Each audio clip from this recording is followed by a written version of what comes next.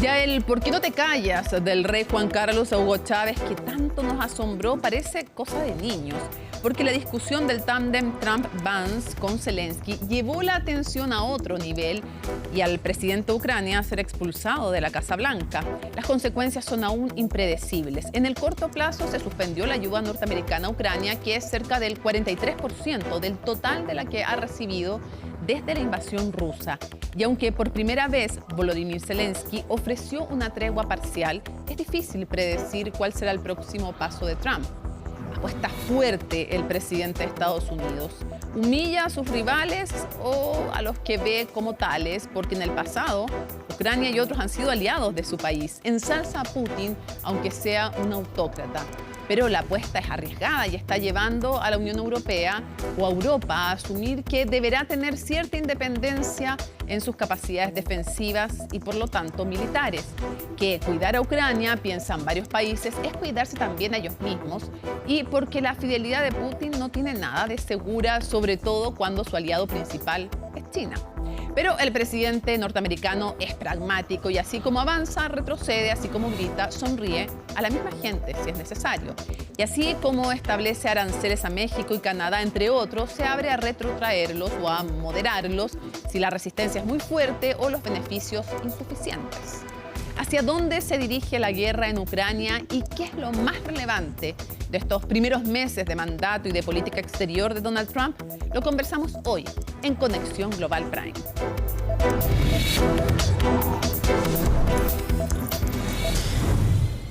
¿Cómo se dio este último conflicto? ¿Qué pasa entre estos líderes mundiales, Donald Trump y Volodymyr Zelensky? Esta historia nos la cuenta en su nota Laura Soto.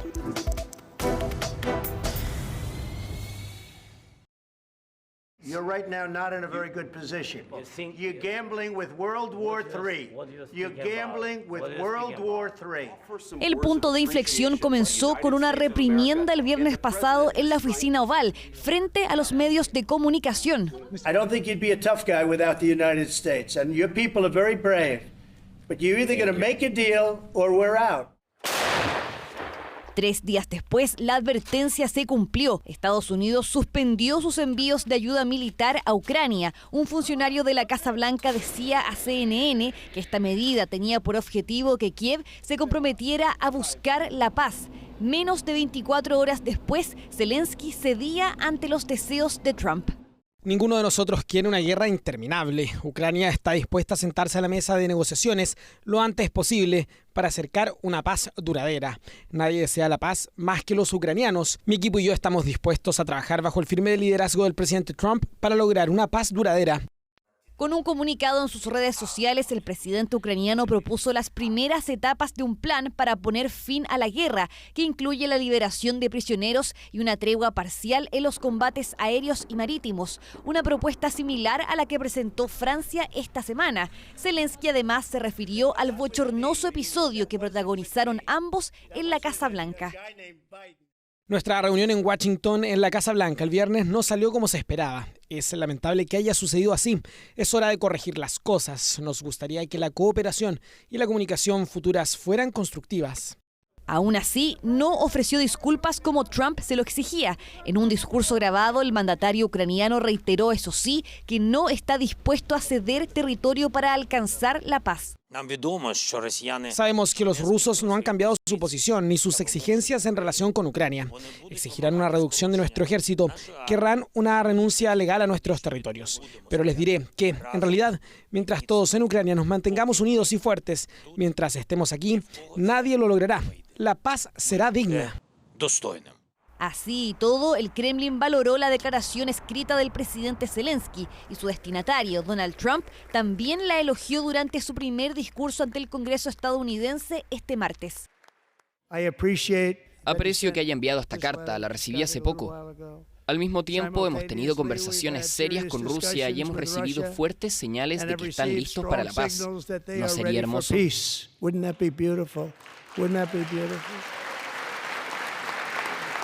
Así suavizaba una vez más el tono hacia el líder ucraniano, que alguna vez calificó como dictador.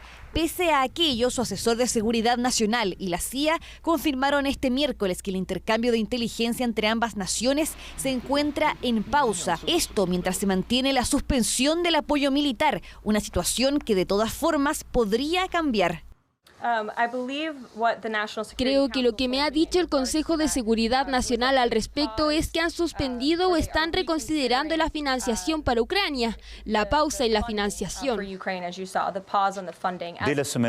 La próxima semana reuniremos en París a los jefes de Estado y de Gobierno de los países que deseen asumir sus responsabilidades en este ámbito. Quiero creer que Estados Unidos seguirá de nuestro lado, pero tenemos que estar preparados si este no es el caso. La Unión Europea se mantiene atenta a los movimientos de Trump, a la vez que se apresuran por reforzar su apoyo a Ucrania. Los líderes del bloque se reunirán este jueves en una cumbre especial para discutir esta materia, un encuentro al que Zelensky también ha sido invitado.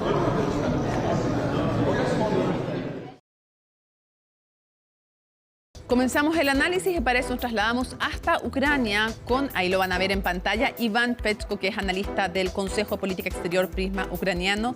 Muchísimas gracias por conversar con nosotros en Conexión Global Prime. Buenas tardes, muchas gracias por la invitación. Antes, más bien, después de esta pelea, este encontrón entre Zelensky, Trump y Vance, su vicepresidente, vimos por primera vez a Volodymyr Zelensky ofrecer una tregua condicionada. Esta posibilidad, ¿cómo ha sido recibida en Ucrania? La posibilidad de una tregua y cuáles son las condiciones mínimas que de alguna manera Ucrania requiere para que un acuerdo o una tregua sea aceptable. Pues es verdad que nadie, como los ucranianos, queremos que esta guerra termine lo más pronto posible. Es verdad que nunca lo queríamos desde el principio, siempre queríamos la paz. Y me parece este momento, esta posibilidad, como una buena posibilidad para terminar esta guerra. Y es muy importante que después de estas conversaciones bastante difíciles y tensas entre presidente Zelensky y presidente Trump, hoy se haya logrado restablecer las relaciones, contactos entre presidentes, entre sus equipos, para renovar este proceso. Y sí hay una chance que podemos lograr esta tregua. Es muy importante también recordar que en esta situación que Ucrania es una víctima de agresión, sí, y Rusia es un agresor. Por eso eso depende mucho qué va a hacer rusos en esta situación, en el frente. Y cómo el equipo de Donald Trump va sí, a poder presionar a Putin para hacer que podemos obtener paz, podemos obtener al principio al menos tregua. Y por supuesto que, como ya dijo el presidente Zelensky, que desde el principio podemos hablar sobre terminar ataques contra infraestructura civil, porque durante todos estos días los rusos cada día, cada noche siguen bombardeando las ciudades de Ucrania. Por ejemplo, después de su reunión con los estadounidenses, ¿sí? Ya han bombardeado la ciudad del sur de Ucrania, la ciudad Odessa, casi destruyendo totalmente infraestructura y electricidad de esta ciudad. Quisiera preguntarte, ¿es aceptable para los ucranianos una tregua o un acuerdo, pero que ponga como condición que Rusia se quede con parte de los territorios ocupados, así como pasó con Crimea en el pasado, que ahora los territorios que ha ocupado, que ha invadido Rusia, se los quede? Por supuesto que no podemos reconocer sede de nuestros territorios, en primer lugar porque eso no es permitido según nuestra constitución.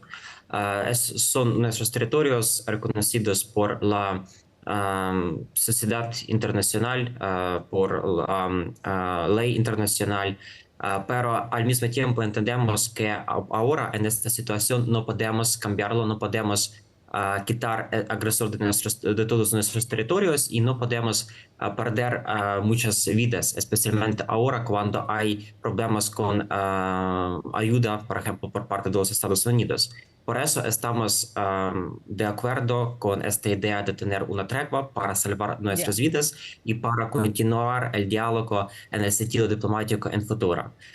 Y es muy importante también obtener para nosotros las garantías de seguridad, porque no queremos que esta guerra se va a volver en futuro, por ejemplo, en unos meses o unos años, porque no hay razón, ¿sí? para esta situación. Por eso es tan importante para nuestro presidente, y eso él dijo antes, que es muy importante hablar sobre este proceso solo en condiciones de obtener garantías de nuestra seguridad para prevenir a Putin, para prevenir a Kremlin desde otra agresión contra Ucrania o contra otros países de Europa.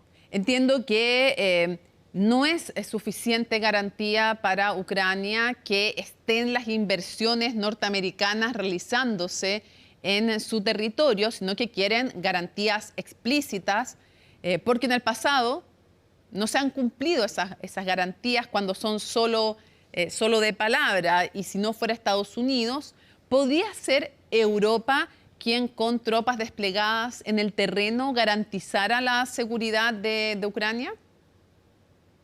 Sí, por supuesto, y es muy importante que, por ejemplo, lo vemos en la cumbre en Londres, que los líderes de Europa están listos, ¿sí? Para ayudar a terminar este proceso, para terminar esta guerra. Y ahora, como sabemos, equipos de Ucrania, de Francia, de Gran Bretaña completaron la elaboración de un plan de paz en cuestión de días, para ofrecer algo, incluyendo ofrecer al presidente Trump. Y me parece que eso puede también como una parte de este acuerdo, que en esta línea así de frente tendremos estas tropas proporcionadas por diferentes países, en primer lugar por países de Europa, para también como una parte de estas garantías de seguridad. Por eso sí, yo pienso que eso se puede hacer, pero al mismo tiempo tenemos que obtener las garantías de seguridad por parte de los Estados Unidos, me parece, porque ellos tienen un valor muy importante en esta situación también. Ahora, me imagino que son momentos bien críticos y que están conscientes en Ucrania que el tiempo está corriendo en contra de Ucrania, y te lo digo porque en general para los ciudadanos de los países entregar recursos a otro país, aunque consideren que las razones son justas, es difícil. Y si llega un presidente, además, que es como aislacionista, que es más hacia adentro, como Trump, convencer a los ciudadanos de defender a un tercer país no es fácil. En ese sentido, me imagino que entienden que el tiempo está jugando también. Mientras más se alargue el conflicto, es más complicado, no solo por el sufrimiento en Ucrania, sino porque es difícil seguir logrando mantener el respaldo de quienes les entregan ayuda económica y militar. Por supuesto que es difícil para nosotros, pero no tenemos otras opciones. ¿Sí? Esa es la guerra que no comenzamos nosotros, pero aquí estamos luchando para nuestra libertad, para nuestra independencia, y incluso en esta situación sí hay problemas cuando escuchamos que los Estados Unidos, por ejemplo, pararon sí, dar a Ucrania ayuda, y por supuesto que tenemos riesgos estratégicos asociados con este fin de la asistencia militar estadounidense. Sin embargo, estos riesgos no son críticos a corto plazo, y confirmamos que sí, por un lado se han interrumpido los suministros de armas y que ya no llega ayuda militar por parte de los Estados Unidos, pero sin embargo, por otra parte, todavía recibimos apoyo de la administración que fue donado por la administración Biden, así como de los países europeos, y en esa situación podremos llevar a cabo operaciones militares a nivel actual durante 2 a 9 meses sin suministros adicionales de armas. Eso nos ayuda a obtener más tiempo para tener estas negociaciones de paz, y hoy hemos tenido una conversación entre el equipo de presidente Zelensky, jefe de la administración presidencial Andriy Yermak y su homólogo en los Estados Unidos sobre restablecer esos contactos, sobre restablecer negociaciones entre nuestros países. Y también hay una cuestión sobre este acuerdo sobre materias raras que tenemos en Ucrania, que podemos también usar para desarrollar nuestras relaciones y para tenerlo como una parte de estas garantías proporcionadas por los Estados Unidos. Claro, porque a Estados Unidos le interesan justamente esos minerales raros para industrias críticas, también para su propia seguridad y economía, ¿no? Quiero ir cerrando preguntándote cómo evaluaron en Ucrania esta discusión, porque por un lado está el tema del orgullo, la dignidad nacional, pero por otro lado la necesidad también que tienen de la ayuda de Estados Unidos. ¿Cómo fue evaluado y cómo fue informado también en Ucrania de este episodio?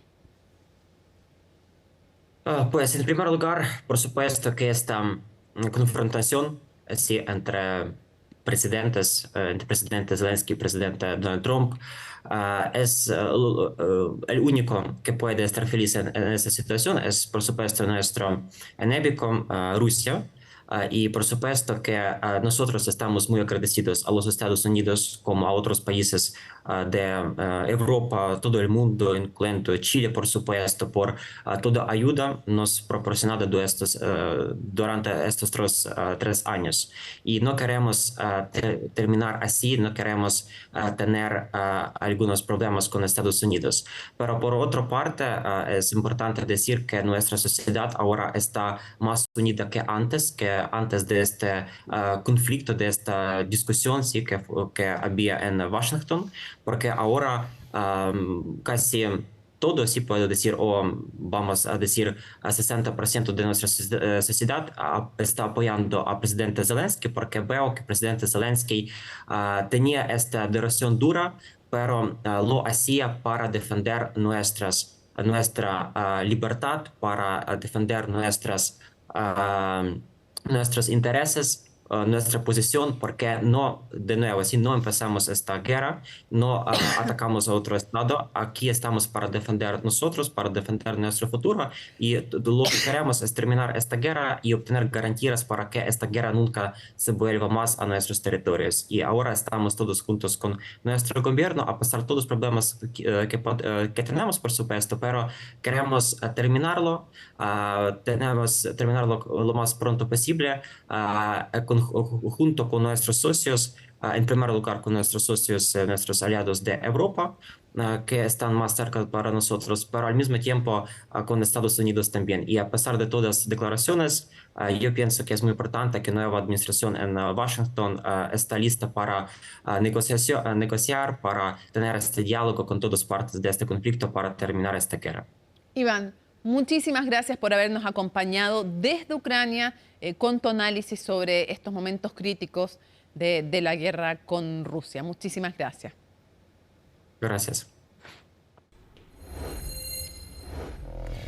Bueno, y seguimos en el análisis, nos vamos ahora hasta Estados Unidos porque no solo de Ucrania vamos a conversar, por supuesto aquí yo también, y ahí lo vemos, panelista habitual de Conexión Global Prime, Carl Meacham, que fue asesor del Comité de Relaciones Exteriores del Senado Republicano y también ahora es asesor senior de Acerta en Estados Unidos. Un gusto conversar nuevamente contigo, Carl. ¿Qué tal? ¿Cómo estás, Mónica? Muy bien. Quisiera comenzar preguntándote, hemos visto justamente este enfrentamiento entre Donald Trump y Zelensky, pero previo a eso quiero llevarte un poquito para atrás porque nos enfrentamos justamente a este discurso de ayer frente al Parlamento de Donald Trump y quisiera preguntarte qué es lo más destacado que dijo sobre política exterior y cómo viste el tono de ese discurso. Bueno, sí, Ayer fue este discurso que dio el presidente para las dos cámaras del Congreso, muy similar a lo que se ha hecho antes con el Estado de la Unión, como decimos acá, el State of the Union Speech. Fue su primer discurso, más o menos un mes después de que ha empezado a ejercer su posición. El tono fue un tono agresivo, un tono, pero también un tono de campeón. Él siente que todas las reformas que ha empezado a impulsar, todas las órdenes ejecutivas en cuanto a temas que tienen que ver con migración, seguridad, temas que tienen que ver con cambios como el deshacerse del DEI, los temas que tienen que ver con la diversidad aquí en Estados Unidos y obviamente los temas que tienen que ver con los aranceles fueron los temas centrales de la conversación.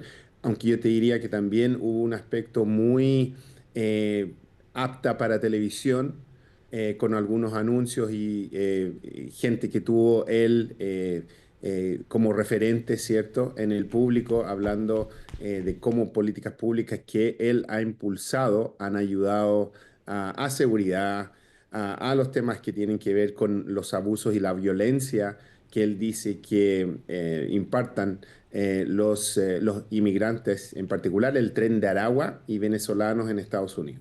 ¿Dirías tú que este fue de los que le escuchamos en el pasado? Es el primer discurso de su segundo mandato, pero ¿dirías tú que es el más polarizante que le hemos escuchado en su historia como presidente y que marcó de alguna manera también y se notó esa división claramente porque veíamos a un sector molesto con carteles y a otro aplaudiéndola rabiar? Sí, esto yo, sin duda, este ha sido el discurso más polarizante que hemos tenido.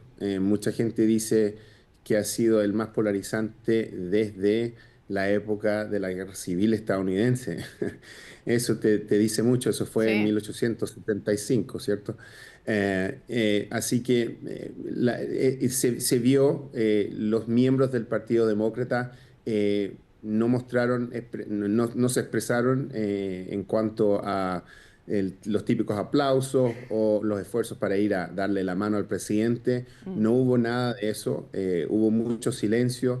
Empezó un representante Green de Texas al comienzo que lo sacaron. Sí, lo sacaron de donde estaba ocurriendo, de la Cámara, donde estaba ocurriendo el discurso, porque él estaba diciendo al presidente que no tenía un mandato. Y hubieron otros miembros también que los sacaron. Entonces, eso te da una idea más o menos de lo tenso que está la situación aquí en Estados Unidos. Carl, vamos al tema de Ucrania. Ya te voy a preguntar también por el tema de los aranceles, porque es un tema que preocupa no solo a México, Canadá, sino que también a Chile. Y ya te imaginarás tú, ¿no?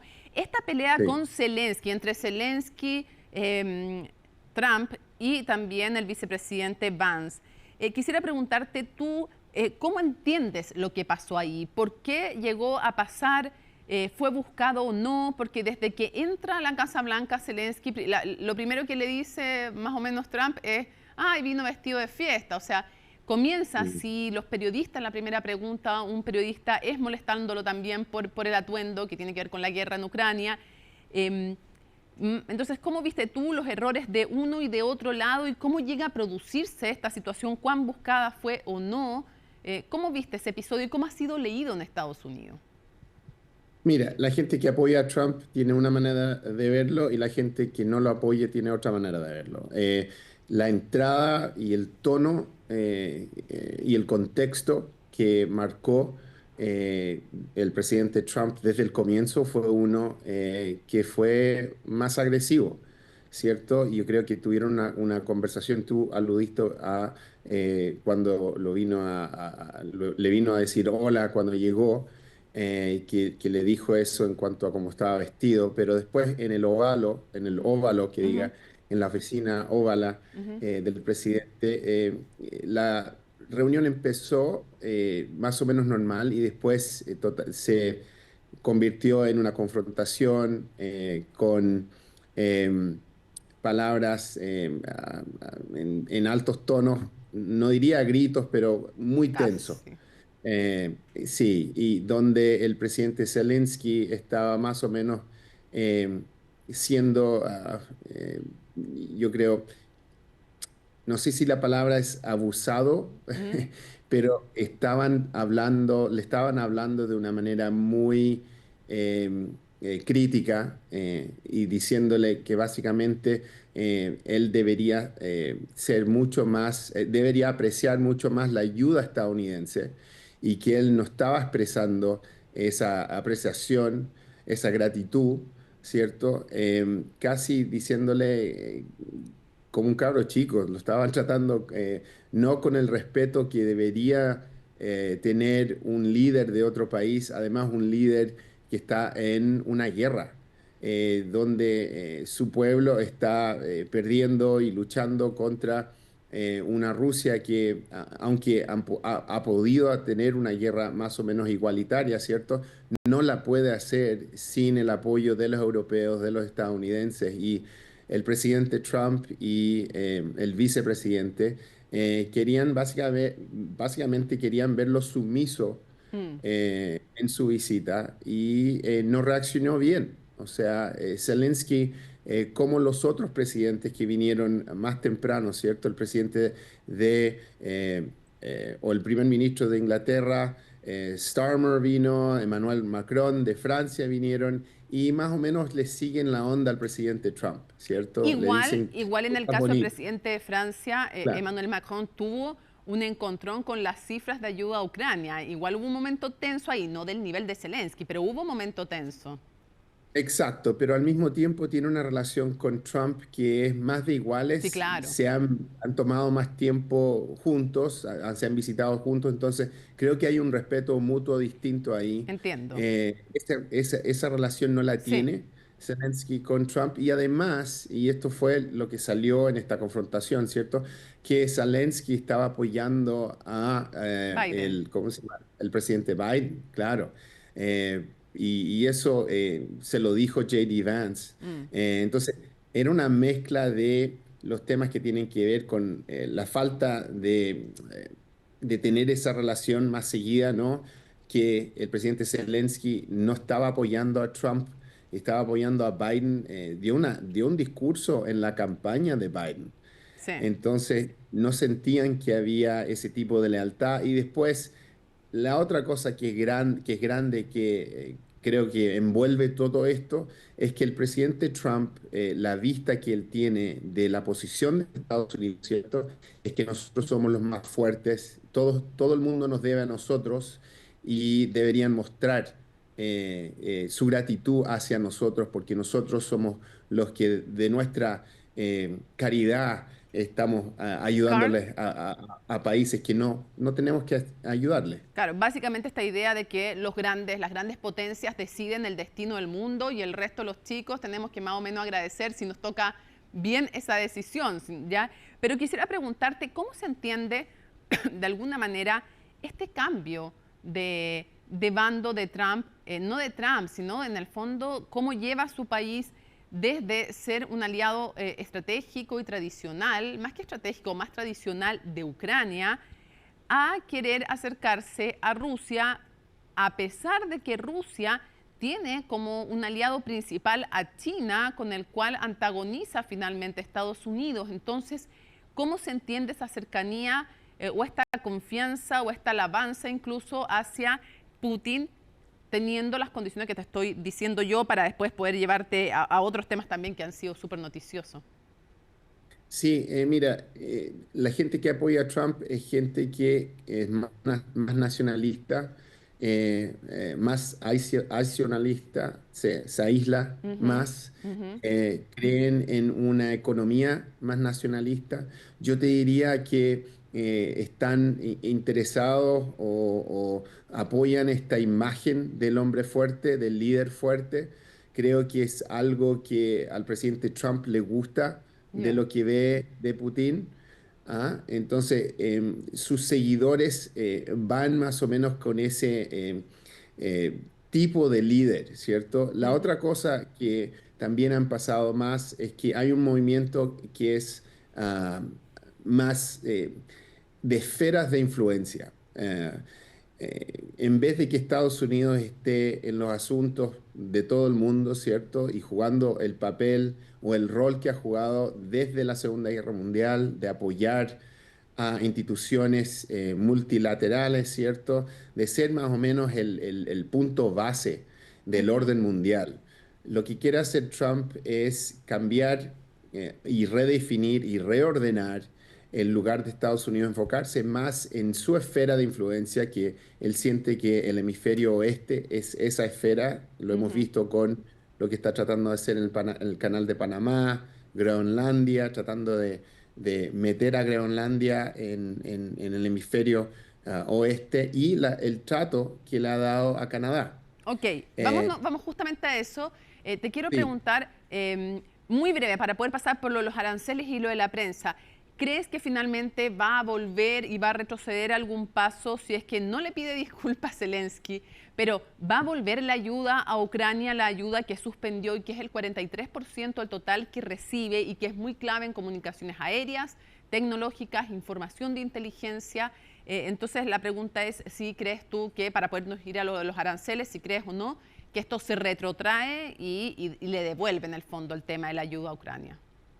Claro, como explicaste tú, Estados Unidos pasó la ayuda militar y la inteligencia a Ucrania, pero se está dando vuelta Zelensky, y tras reuniones con el primer ministro inglés y Macron, ha adoptado una postura más conciliadora. Le mandó una carta a Trump expresando su gratitud y dice que está listo para la paz. Y eso podría ser un primer paso, dices tú. Exacto, y así que entiende que necesita Estados Unidos para poder luchar contra Rusia. Te llevo al tema de los aranceles. Sí, te llevo al tema de los aranceles porque China, Canadá, México, afectados por estos aranceles, idas y venidas en cuanto a la magnitud, la duración, la cantidad de productos afectados y las razones por las cuales además decide aplicar estos aranceles, porque puede ser desde el fentanilo hasta inmigración irregular, en fin, y no sé qué va a aducir en el caso de también aranceles agrarios, que es algo que nos podría, los productos agrícolas, afectar a Chile, y también el tema del cobre, que le vendemos a China, que le vendemos a Estados Unidos, entonces es un tema súper complicado en el caso de Chile. ¿Cómo ves aquello? Porque Trudeau se paró muy fuerte y dijo, ok, vienen aranceles de vuelta, amenazas de ida, y un secretario del Comercio diciendo, bueno, en verdad puede que haya una solución y la va a encontrar Trump. ¿Qué tan real y fuerte es la amenaza de los aranceles y qué tan concreta puede ser para Chile? Yo creo que es de verdad. Yo creo que los aranceles contra Canadá, México y China han encendido una guerra comercial sin precedentes. O sea, y hay represalias en marcha y nuevas medidas. Los costos son para los otros países, pero también para Estados Unidos.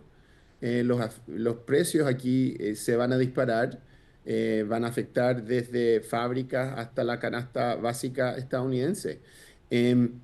Lo que es interesante, eso sí, es que lo que decía el presidente en cuanto a lo que tiene que hacer Canadá, lo que tiene que hacer México para que se bajen, más que nada yo creo que fue porque estos países volvieron y hicieron algunos cambios.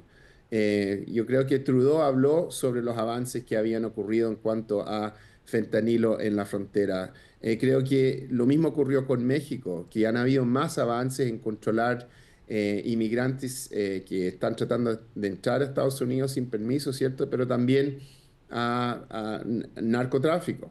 ¿Ah? Pero yo creo que esto es más una señal de un nuevo orden que él quiere imponer. No es solamente Canadá y México, ¿cierto? También es tarifas generalizadas a partir del 1 de abril, que Trump anunció aranceles recíprocos a todas las importaciones extranjeras, lo que va a significar que Estados Unidos impondrá tarifas equivalentes a las que cualquier país aplique a los productos estadounidenses. Entonces, eso va a tener un impacto inmediato, pero lo que él quiere hacer es enfocarse, bueno, uno, no quiere que ya, como él dice, no quiere que el mundo abuse más de Estados Unidos. Siente que en los temas de que si Estados Unidos está apoyando los ejércitos de otros países, ¿cierto? Y al mismo tiempo les cobran un arancel muy alto a los productos estadounidenses. Eso no debería pasar, dice. Ok.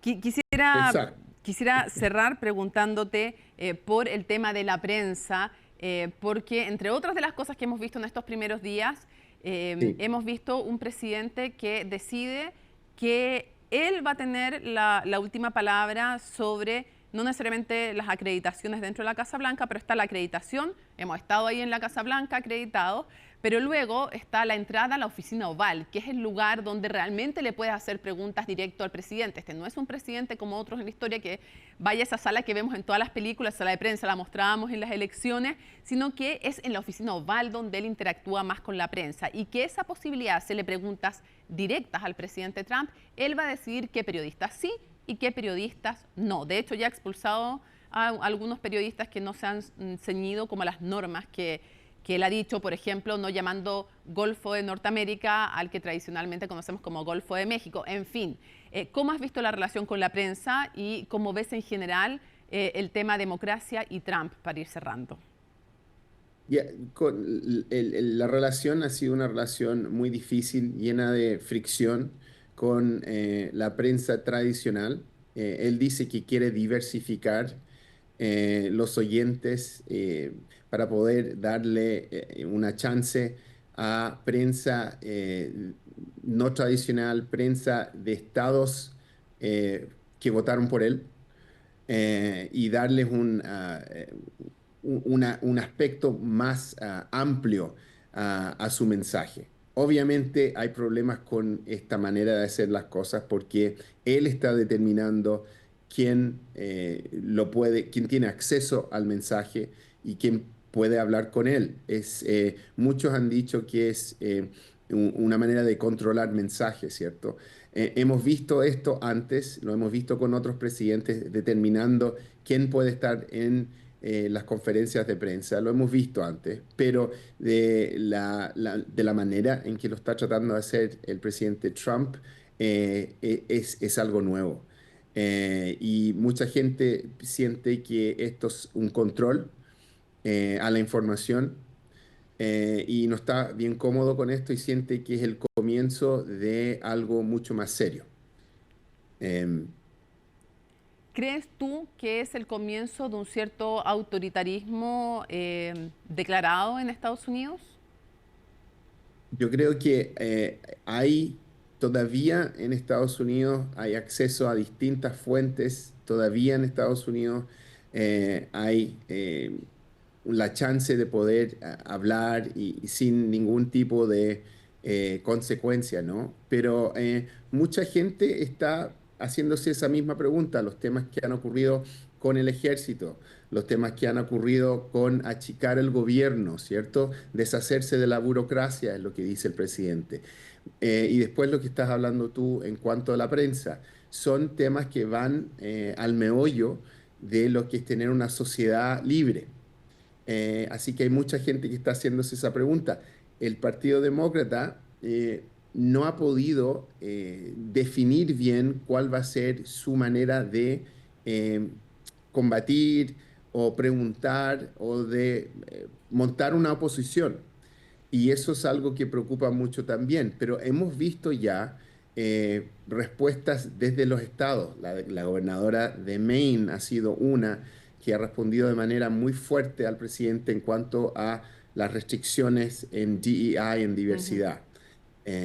Pero la consecuencia ha sido que el presidente dice que no va a mandar más ayuda federal a ese estado. Sí. Seguimos atentamente, sí, está complejo. Seguimos atentamente. Carmen Chan, muchísimas gracias por habernos acompañado una vez más en Conexión Global Prime. Nos preocupa, por supuesto, lo que ocurre en Estados Unidos y nos afecta además directamente. Muchísimas gracias. Gracias a ti. Hacemos una pausa y luego vamos a seguir explorando en el rol y las consecuencias que puede tener esta nueva política exterior de Donald Trump al regreso en Conexión Global Prime.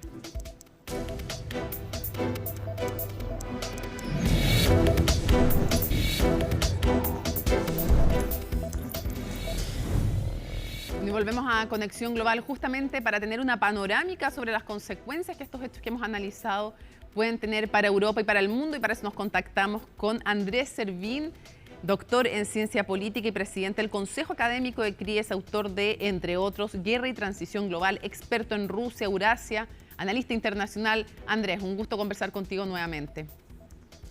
Buenas tardes, siempre un gusto estar en el programa. Gracias por la invitación. Mira, desde tu experiencia, que es vasta, ¿tú crees que este encontrón entre Zelensky, Vance y Trump se pudo haber evitado? ¿No era previsible que iban a hacer tensas las cosas? Desde analistas que dicen, un presidente siempre tiene que llevar un traductor para tener tiempo para contestar incluso una agresión, hasta esto debía haber sido privado y no público, esta reunión. En fin, si tú recuerdas algún episodio tan tenso como este, y si crees que faltó manejo también ahí para evitar aquello. Sí, honestamente yo no recuerdo de un episodio que haya tenido esta tensión tan evidente, prácticamente haya derivado en un escándalo frente a los medios. Normalmente puede haber diferencias y roces detrás sin que estén las cámaras delante. Obviamente esto se lima hasta cierto punto estas asperezas y después se va a una conferencia de prensa muy breve, no una conferencia de prensa extensa como en este caso. Yo personalmente creo que sí hubo una especie de emboscada en el sentido de debilitar la posición de Zelensky, no solamente en relación con los acuerdos sobre minerales, sino obviamente para que se diese en cuanto al proceso mismo de la paz con Rusia, en donde él estaba muy firmemente en una posición, yo diría, bastante radical de no ceder, bueno, por el mismo decreto que había hecho en su momento, ¿no?, de no tener ningún tipo de conversaciones con Rusia. Entonces yo creo que esto fue de alguna manera montado, fue una escena bien preparada, donde la humillación que sufrió Zelensky de alguna manera lo ha debilitado políticamente, no solamente con respecto a Estados Unidos, obviamente, y a la opinión pública norteamericana, sino también yo creo que ha tenido un efecto sobre su propia opinión pública, más allá de lo que den los indicadores en este momento de popularidad.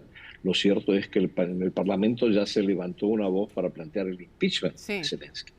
Ahora, Andrés, aquí hay dos acuerdos además en cuestión. Uno tiene que ver con los minerales raros, que son básicamente para todas las tecnologías del futuro muy importantes, en las cuales además Ucrania tendría importantes recursos y que dividirían 50-50 con Estados Unidos, y la diferencia está en si le da a Estados Unidos, para tener acceso a aquello, garantías de seguridad como pide Zelensky, o si no hay garantías explícitas de seguridad y tiene que entender Zelensky que el puro hecho de que estén en el fondo las empresas norteamericanas ahí, él debe considerarlo suficiente garantía de que nadie lo va a agredir.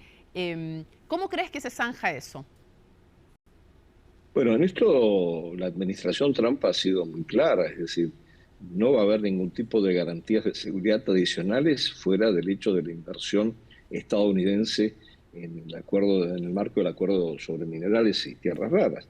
Y que eso de por sí, y yo creo que sí, efectivamente, sería un mecanismo para garantizar la seguridad de Ucrania, en la misma medida en que haya una gran inversión, que haya una gran presencia económica estadounidense en territorio ucraniano. Bueno, es un elemento, yo diría que inclusive de mayor garantía que tener algunas tropas dispersas como para enfrentar a los rusos en el caso de una invasión. Yo creo que este es un elemento disuasorio, inclusive, muy, muy importante frente a Rusia. Ahora, ¿qué tan lejos estamos de un posible comienzo de acuerdos de paz? Porque está la propuesta de Macron de una tregua de un mes. Está también por primera vez hablando Zelensky, ofreciendo una tregua parcial, condicionada.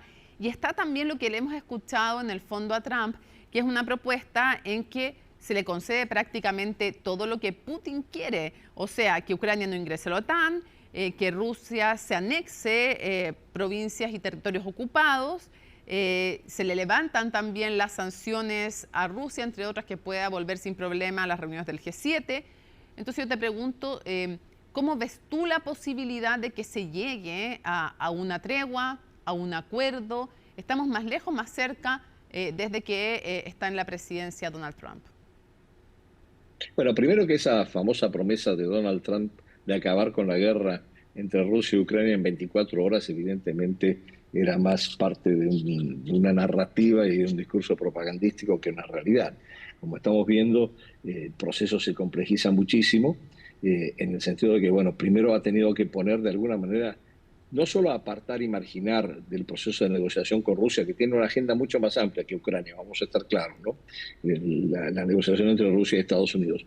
No solamente ha tenido que marginar hasta cierto punto a Ucrania y a la Unión Europea, sino también marcarle los tantos en el sentido que, de últimas, el que decide, o los que deciden, son las dos grandes potencias entre ellas, ¿no?